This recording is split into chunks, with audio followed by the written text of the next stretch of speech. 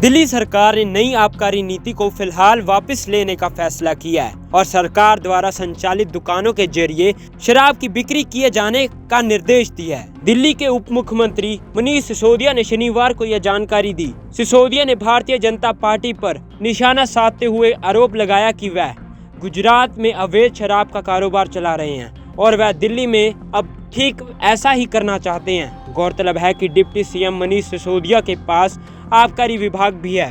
उन्होंने एक संवाददाता सम्मेलन में कहा, दिल्ली के मुख्य सचिव को यह सुनिश्चित करने के लिए निर्देश दिए गए हैं कि शराब को केवल सरकारी दुकानों के माध्यम से ही बेचा जाए और कहीं पर भी कोई भी किसी तरह की अराजकता न हो। सिसोदिया ने यह भी आरोप लगाया कि भाजपा शराब की दुकानों के लाइसेंस धारकों और आबकारी अधिकारियों को धमकाने के लिए सीबीआई और ईडी जैसी एजेंसियों का इस्तेमाल कर रही है। उन्होंने कहा कि लाइसेंस धारकों ने अब दुकान बंद कर दिया और आबकारी अधिकारी खुद लाइसेंस की खुली नीलामी शुरू करने को लेकर डरे हुए हैं। सिसोदिया ने कहा कि वह शराब की कमी पैदा करना चाहते हैं ताकि दिल्ली में शराब का अवैध व्यापार कर सके, जैसे कि वह गुजरात में कर रहे हैं, लेकिन हम ऐसा नहीं होने देंगे। अब आबकारी नीति के तहत दिल्ली में इस समय करीब 468 शराब की दुकानें संचालित हैं। इस नीति की अवधि को 30 अप्रैल के बाद दो बार 2-2 महीने के लिए बढ़ाया गया। यह अवधि 30 जुलाई को समाप्त होगी। आज आपके सामने 2 राज्यों की एक्साइज पॉलिसी के बारे में कुछ तथ्य रखना चाहता हूं। एक है गुजरात की शराब नीति, गुजरात की एक्साइज पॉलिसी, जिसमें उन्होंने शराबबंदी की हुई है। गुजरात में शराबबंदी की हुई है, लेकिन सब जानते हैं कि शराबबंदी के नाम पे ये लोग वहाँ पे हजारों करोड़ रुपए की नकली शराब बेचते हैं, सरकार को चूना लगाते हैं, जहरीली शराब लोग पीते हैं, लोग मरते हैं। खुलेआम सारे मीडिया में भी, अभी तो पिछले जब से ये हुश ट्रेजेडी हुई है लेटेस्ट वाली, सारे मीडिया में कई खबरें इस तरह की आई हैं जहां अलग अलग कोने में गुजरात के ये देखा गया कि किस तरह से इनके घरों में शराब बन रही है, इनके घरों में शराब बिक रही है, किस तरह से पूरे गुजरात में अलग अलग हिस्सों में किस तरह से खुलेआम शराब बिक रही है। ये आप सब लोगों ने दिखाया। ये सारा धंधा इनके ही लोग चलाते हैं, आपने दिखाया। और ये नकली शराब से मौत का पहला मामला नहीं है। ये लोग कहते हैं हमने गुजरात में शराबबंदी कर रखी है, लेकिन हर दूसरे तीसरे साल ऐसे मामले आते हैं जहां लोग जहरीली शराब पी के मर रहे हैं। और फिर जब पड़ताल होती है, मीडिया पड़ताल होती है, तो पता चलता है कि इन्हीं के लोग वहां शराब बेचने और बनाने में शामिल थे। जहरीली शराब पी के लोगों की जान जा रही है, लेकिन जहरीली शराब बेचने का, नकली गैरकानूनी तरीके से शराब बेचने का इनका धंधा दिन दूनी रात चौगनी तरक्की कर रहा है। ये मॉडल इन्होंने गुजरात में लागू कर रखा है। दूसरा है दिल्ली में लागू मॉडल। दिल्ली में हमारी सरकार पिछले साल एक नई एक्साइज पॉलिसी लेके आई, एक्साइज पॉलिसी 2021-22। 2021-22 की पॉलिसी लागू होने से पहले दिल्ली में सरकारी दुकानें थीं, ज़्यादातर सरकारी दुकानें थीं। सरकारी दुकानों के ज़रिए दिल्ली में शराब बिकती थी और खूब भ्रष्टाचार होता था उसमें, ब्रांड पुशिंग से लेके और कई तरीके की खबरें आती थी। मैंने खुद रेड कर करके भ्रष्टाचार पकड़ा था वहाँ पे। हमने उस पॉलिसी को ख़त्म करके एक नई पॉलिसी बनाई। दिल्ली में पहले कुछ दुकानें प्राइवेट भी होती थी, लेकिन जो प्राइवेट दुकानें थीं वो इन्होंने अपने ही यारों दोस्तों के नाम पे लाइसेंस दे रखे थे और उनसे लाइसेंस फीस भी कम लेते थे, बहुत कम लाइसेंस फीस लेते थे। और कई साल से लाइसेंस फीस भी नहीं बढ़ाई थी इन्होंने। तो ये सिस्टम खत्म करके ज़्यादातर सरकारी दुकानों का, जिनमें खूब भ्रष्टाचार था, और इनके नेताओं, रिश्तेदारों, इन सबकी ड्राइवर और मेड के नाम पे चलती दुकानों को, इन सबको, सारे सिस्टम को बंद करके हमने नई पॉलिसी लगाई और बहुत पारदर्शी तरीके से हमने यहाँ पर शराब की दुकानों की नीलामी की। पहले, यहाँ आपकी जानकारी के लिए मैं बता दूं कि पहले दिल्ली में 850 दुकानें होती थीं। नई पॉलिसी में हमने तय किया कि जितनी दुकानें पहले होती थीं उससे एक भी दुकान फालतू नहीं खोली जाएगी, वही 850 दुकानें रहेंगी। पहले इन दुकानों से सरकार को करीब 6,000 करोड़ रुपए का रेवेन्यू मिलता था शराब पॉलिसी में। जब पारदर्शी तरीके से इन दुकानों की नीलामी हुई तो दुकानें नहीं बढ़ी, लेकिन पूरे साल में, एक फुल ईयर में 850 दुकानों से 9,500 करोड़ रुपए का रेवेन्यू आना था। इस हद तक ऑक्शन गया हमारा, 6,000 करोड़ की जगह 9,500 करोड़ रुपए। तो इस तरह एक साल में नई पॉलिसी के तहत सरकार की आय 1.5 गुने से ज़्यादा बढ़ जाती, करप्शन खत्म हो जाता। लेकिन नई पॉलिसी आने से इन लोगों ने जो भ्रष्टाचार मचा रखा था वो रुक गया, वो खत्म हो गया। तो इन लोगों ने पूरा प्लान बनाया कि इस नई पॉलिसी को फेल किया जाए। एक एक करके इन्होंने जितने प्राइवेट दुकान वाले आए थे उनको ईडी की धमकी दी, सीबीआई की धमकी दी। तो प्राइवेट दुकान चलाने वालों को, जो सरकार को ज़्यादा रेवेन्यू दे रहे थे, क्योंकि सरकार ने ट्रांसपेरेंट तरीके से उनको दुकानें दी थी ओपन ऑक्शन करके, तो उनको इन्होंने ईडी से धमकाया, सीबीआई से धमकाया। तो बहुत सारे शराब वाले तो, दुकान वाले तो बेचारे, कई सारे लोग तो दुकान छोड़ के चले गए। और आज दिल्ली में जो नई पॉलिसी में भी 850 दुकानें हो सकती थीं, आज दिल्ली में कुल 468 दुकानें चल रही हैं।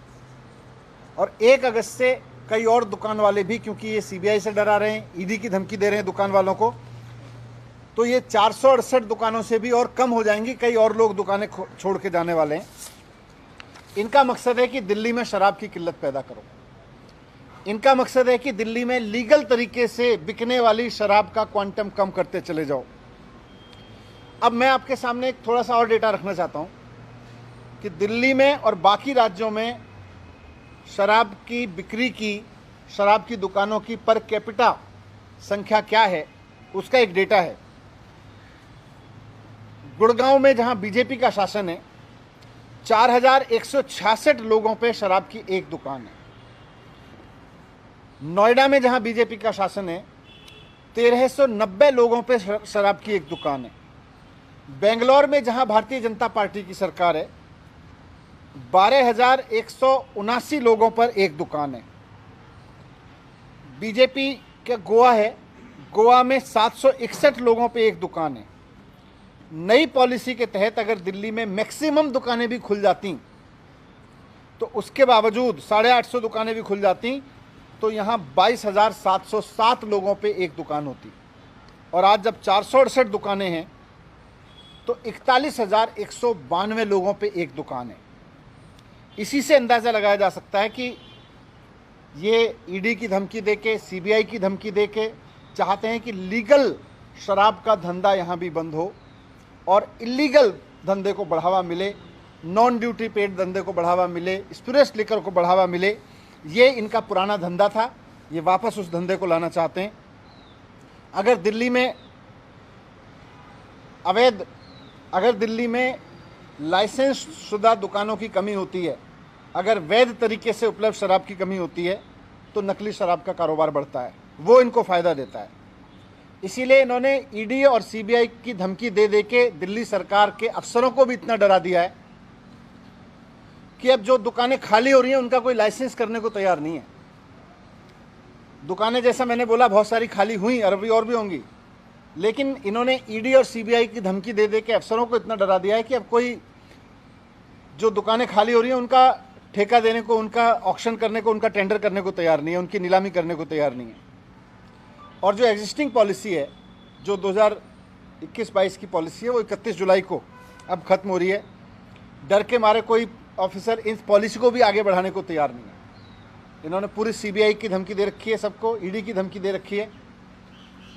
तो कुल मिला के इन्होंने दुकान वालों को डरा के और अफसरों को डरा के दिल्ली में ऐसे हालात बनाने की कोशिश की है जिससे 1 अगस्त से दिल्ली में एक्साइज ड्यूटी देने वाली दुकानें कम से कम होती चली जाएं और इससे इनका अवैध शराब का धंधा फिर से यहाँ पे फलने फूलने लगे।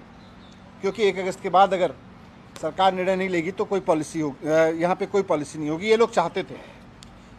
और अगर दिल्ली में वैध शराब की जानबूझ के कमी कर दी गई तो इसके बाद ये लोग गुजरात की तरीके से यहाँ भी धड़ल्ले से नकली शराब बेचना चाहते हैं। दिल्ली में भी फिर हमें बहुत दुख है, लेकिन दिल्ली में भी अगर ऐसा होता है तो नकली शराब बिकती है तो कोई बड़ी चीज़ नहीं है। जैसे जहाँ जहाँ नकली शराब बिकती है वहाँ वहाँ फिर जहरीली शराब पी के लोगों की मौत होती है, हुश ट्रेजेडी होती है। दिल्ली में भी होने लगेगी, लेकिन हम ये नहीं चाहते और ना हम ऐसा होने देंगे। इसलिए हमने तय किया कि फ़िलहाल जो नई पॉलिसी है उसको बंद करके सरकारी दुकानें खोलने के आदेश हमने दिए हैं, क्योंकि इन्होंने दुकानदारों को डरा रखा है, इन्होंने अफसरों को डरा रखा है।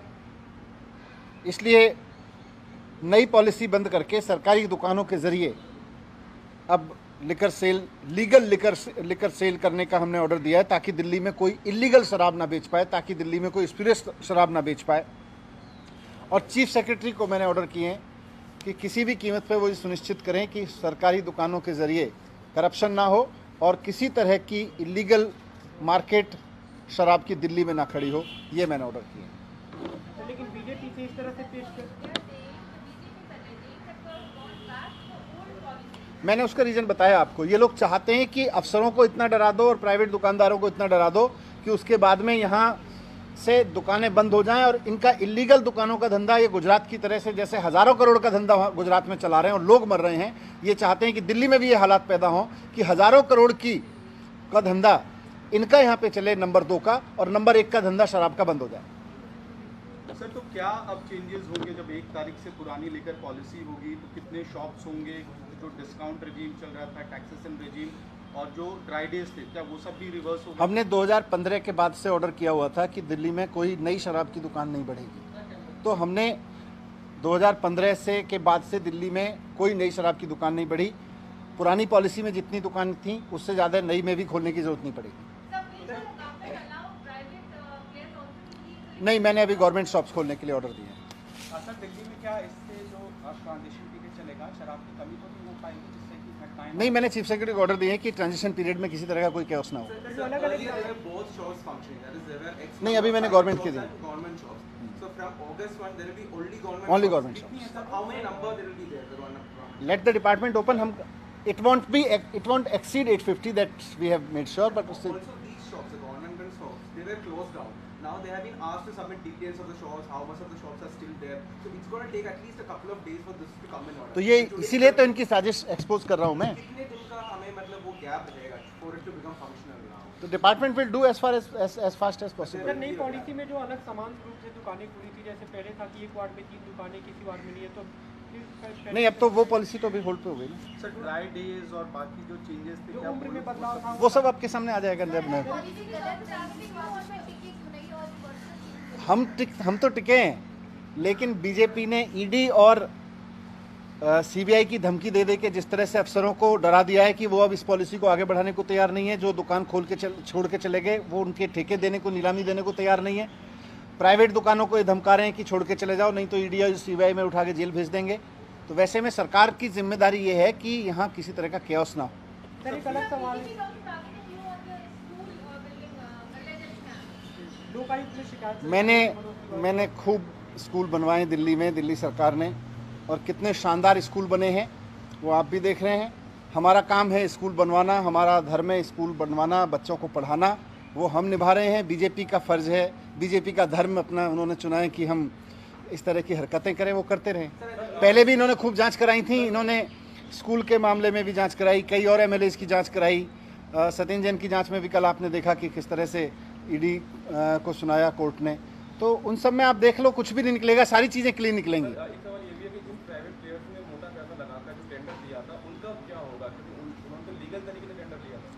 हाँ, लेकिन अब लीगल तरीके से उन्हीं को धमका रहे हैं ना, इलीगल तरीके से। Thank you. Bureau report D5 Hindi news.